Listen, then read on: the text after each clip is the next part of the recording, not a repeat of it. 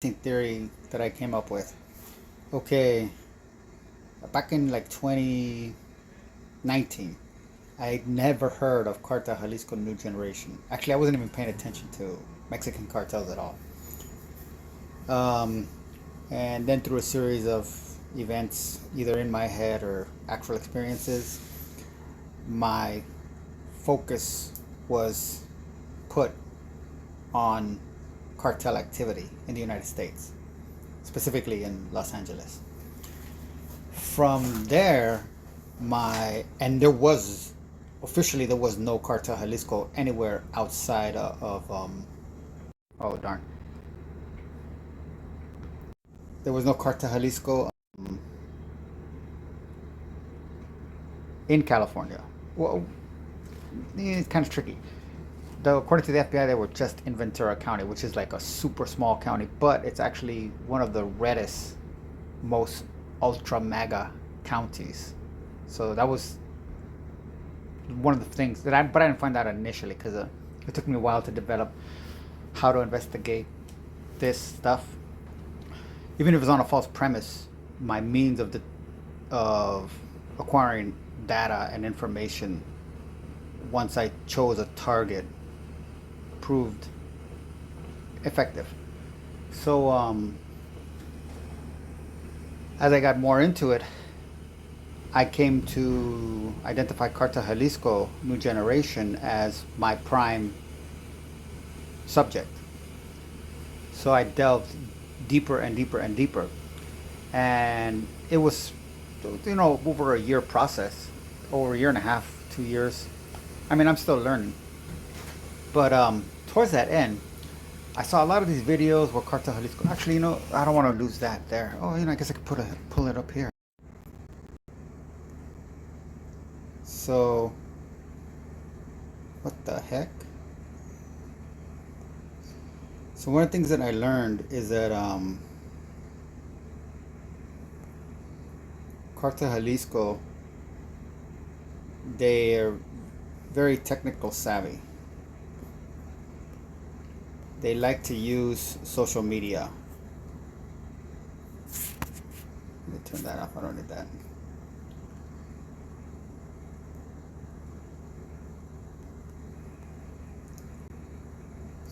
So I have a Metro PC, not Metro, I'm sorry, I have Mint right now, and up until the 15th on this phone, and it just to let you people know, Mint sucks big time, horrifically.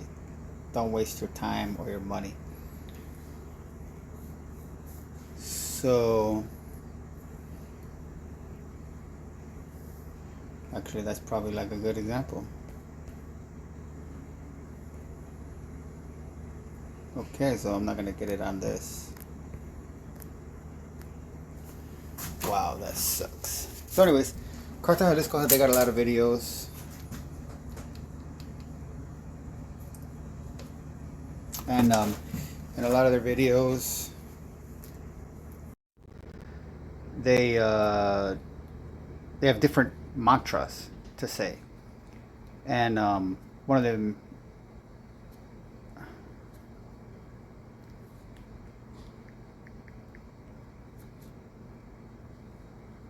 okay, here. So like this is one of the most famous ones right here.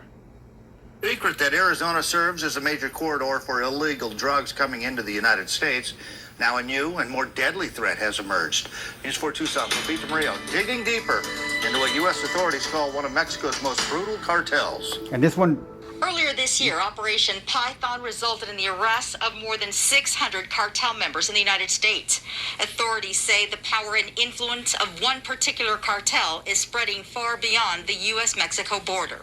More drugs have come across the Arizona border into the Mexican drug cartels have been expanding their power south of the border. Lawsuit in Phoenix naming the what or CJNG. here we go. This is it. This video. When they come into an area, they really come in really hard and heavy, meaning they The more dangerous members of the group were slaughtered. Their families recently filed a federal lawsuit in Phoenix naming the Juarez cartel as defendants. Now, a new and even more dangerous player has entered the scene. El Cartel de Jalisco Nueva Generación, or CJNG. when they come into an area, Okay, so they really come in. I've saw those type of videos and those type of reports, but one of the things that I never really paid attention to is that oftentimes they're showing those clips underneath commentary. So I never paid attention to what the Cartel Jalisco was saying. And it wasn't until I was watching one of these independent YouTubers from Mexico that showed some of these raw videos that they post in the social media down there. And I got to hear what they were saying. I thought it was very interesting. They were saying, "Viva, viva Mencho, viva el Mencho, Mencho." They were calling their boss Mencho, and they were saying. Then something that really caught my attention was they said, viva las cuatro letras," for the four letters, like long live the four letters, because that's one of the unique qualities of them. I mean, it's a stupid quality, but it is a quality that they use four letters, and most cartels use three letters. So that really stuck in my head, because in my study of Mossad and this book called Every Man a Prince,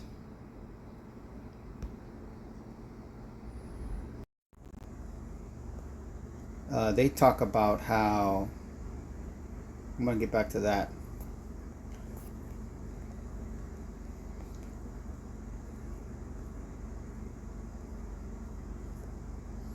So this is a quote from an interview about the people that wrote the book, Mossad. We thought we should ask what we should call it in English, which can translate the Hebrew words.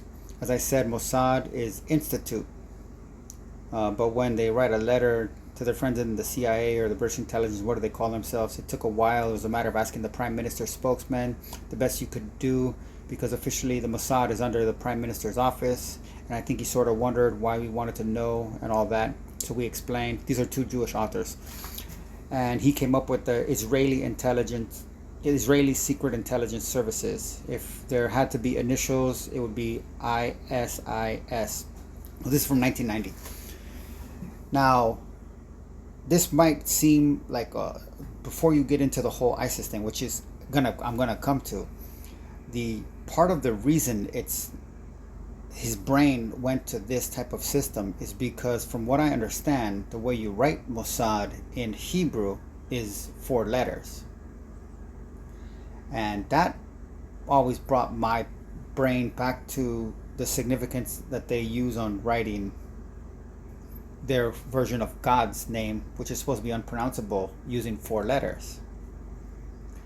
So then I was like, oh shoot, los cuatro letras. Well, what other four letters are there? And I was thinking, well, there's Mossad. And then I thought, well, and then there's actually ISIS. And I really do believe that Mossad has a very significant role in fostering the development and rise of ISIS. Because if you pay attention, like right now, ISIS is at war with the Taliban because they want control of the poppy fields that the Taliban shut down. So ISIS has killed more Muslims. ISIS has bombed the Gaza border in Egypt, and they've killed more Muslims and Palestinians than they've done Jews. And I just find that intriguing.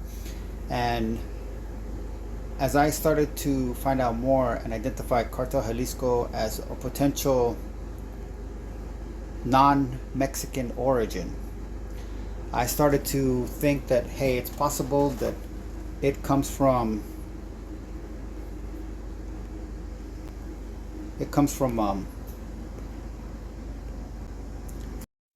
ties with the Russian mob. Like the Russian mob wanted to increase its activity over here, and it figured, well, it's kind of like a carbon footprint. How do we keep the smallest carbon footprint?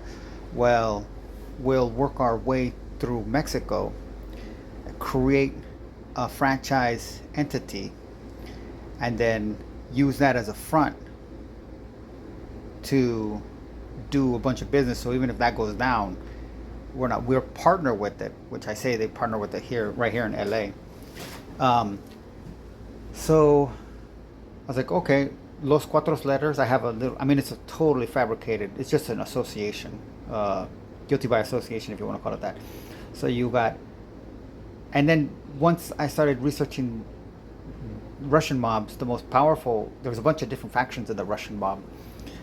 They go to war against each other, like the street gangs used to be in LA. But if you notice, there's no gang violence in LA. That's a very important detail I keep trying to hit home. It has nothing to do with policing. So, but in the Russian mobs, the most powerful faction of the Russian mob is run by a man named Simeon Mogilovich. He is a Jewish Ukrainian who, up until he got exposed by the international community for all of the criminal activities that he was engaged in, including buying a bank so that he could have access to the computer communication system and wire system that banks use internationally, that really got him on the spotlight. And there's another thing too, is he did this gas scam over in Europe that was rebranded over here by the Sicilian mafia, the Italian Sicilian. It's not even really Italian, but anyways, the Sicilian mafia, that by Michael Farnese, who takes credit for that. He snitched and all kinds of stuff like that. But Michael is a total liar. His family's from Naples. You can't be the head of the Sicilian mafia if your family's from Naples. You can be in the Ndrangheta, which is a real powerful Italian mafia that makes the Sicilian mafia look like a bunch of boys with sticks and rocks. But you can't run the Sicilian mafia unless you are an agent of the Ndrangheta and you are put as an overseer of a group that has been conquered already. Kind of like a Machiavellian, you put a higher oligarchy over your colonies and stuff like that.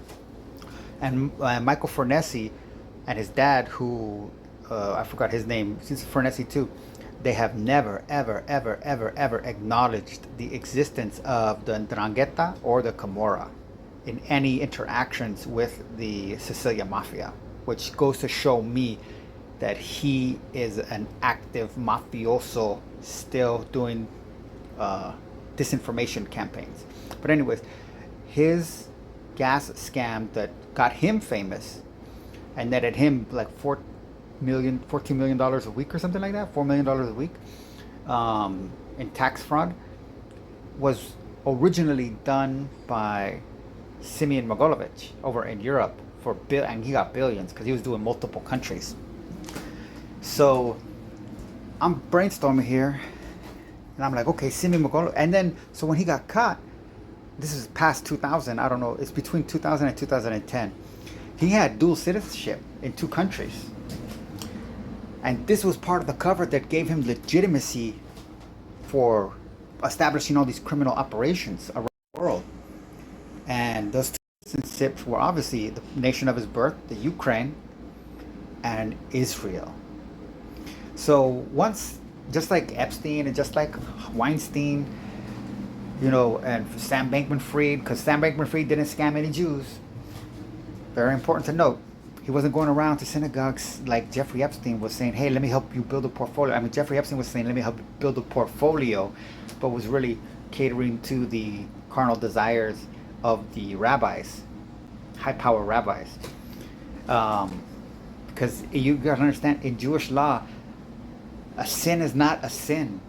And done to a Gentile doesn't even count at all. Nothing. There's no such thing as animal abuse in Judaism. Okay? Just, that is the most important psychological component of Judaism. So, okay. So once he got caught, Israel, in order to try to backpedal and save some face, rather than take him down as a gesture of, you know, cooperation and friendship, all they did was cut off his citizenship.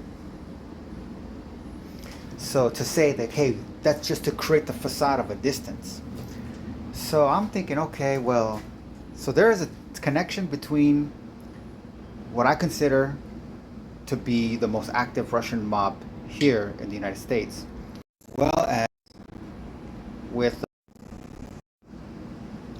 as well as with Israel. Now, if he was because he had an Israeli citizenship because he was operating out of Israel. That's my whole point. Again, that's what gave him the legitimacy. So, if that's the case, then I gotta speed this up. I'm talking too much. He had to have ties to Mossad. That's basically the way. So Mossad was using him to get intelligence, so to speak, and to run operations and to move their own product, whatever it may be. Because again, this goes with this thing here is you got to understand when it comes to weapon sales, there's a reason Israel is the 8th biggest weapon sales in the world. And this is from the book. Again, this is written by two hardcore, Dan Raviv and Yossi Melman, hardcore Zionists, okay? They're 100% pro-genocide. Israel is therefore forced to search actively for lucrative markets and to sell its military hardware to regimes with dubious reputations such as South Africa, Iran, and dictatorships in Latin America. Exporting arms is considered by Israel to be a vital national interest. It is not only a source of foreign currency and a useful means of projecting influence overseas, there is a more basic business logic. To have its own defense industry, which Israel is convinced it is required to avoid dependence on the kindness of other nations, it must achieve economies of scale.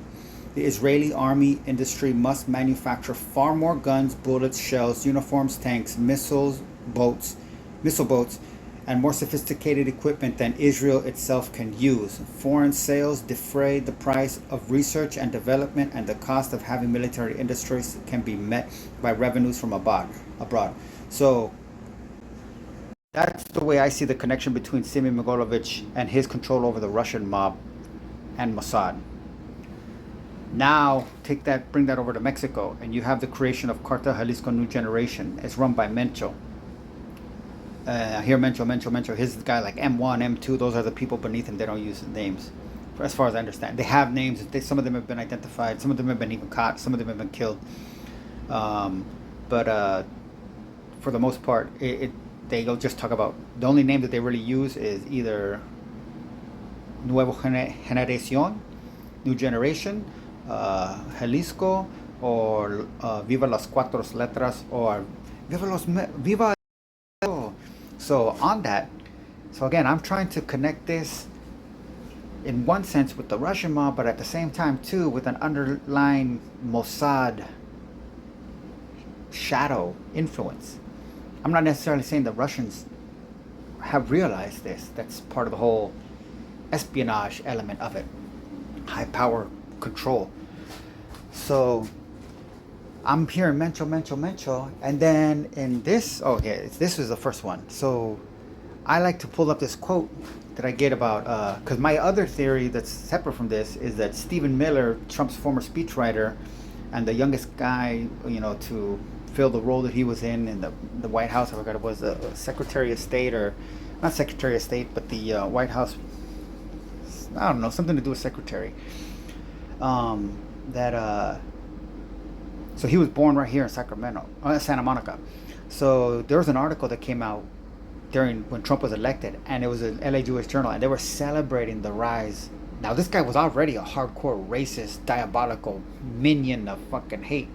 But the LA Jewish Journal, they didn't care what came out of his mouth. They only cared that he was Jewish, so they wrote a whole nice thing about him being Jewish and how he rose to power, and it's a great accomplishment and blah blah blah, even though it's just pure criminality. So this is from that article. But this caught my attention because I'm reading this and I'm like, but even those who differ from him politically describe Michael Miller. This is just I think this is in the article. Okay, anyways, Michael Miller as a mensch, he was a great guy to work with, said Michael Hirschfeld, who took over the directorship of this is something like the Jewish whatever, after when Windmuller left in 1995. He was committed, he was loyal, he was respectful, and he was an all-around good guy. I was like, wait a minute, Mensch. I was like, that sounds like Mencho. I mean, it's just phonetics, but I mean, I see some similarities right there. So I was like, okay. I look it up, and mensch ends up meaning this right here. That's why he says it at the end. Mensch means a good guy, straightforward. So I came up with the theory that Mencho is a conscious agent of Mossad. And so just coming into work today, I thought it was funny. I turned on the internet. It's the very first video that comes up. Well, this next joke might be a little too offensive for me to say. So, Rabbi Jill, will you be a mensch and help me out? So, just another application. Would you be a good, straight up person and help me out? And I think this is because it's all branding. Cartels, this is the whole thing, is the people just like a Trump system. The people at the top have to brand themselves as a heroic, iconic, fatherly figure towards their base, so that their base want to gain their approval. And I just find it interesting that, as far as I know, let's just do that real quick. Let's just see real quick here. I'll look up Mencho in Spanish. I don't know if I've ever done that. Come on.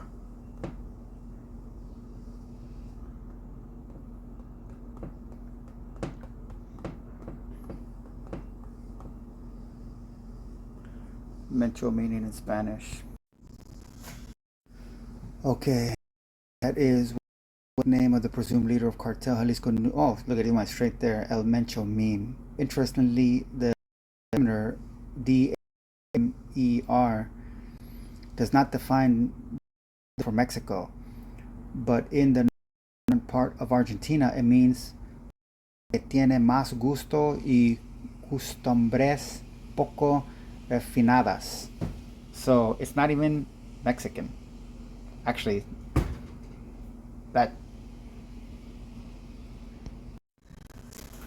I'm glad I did that right now. So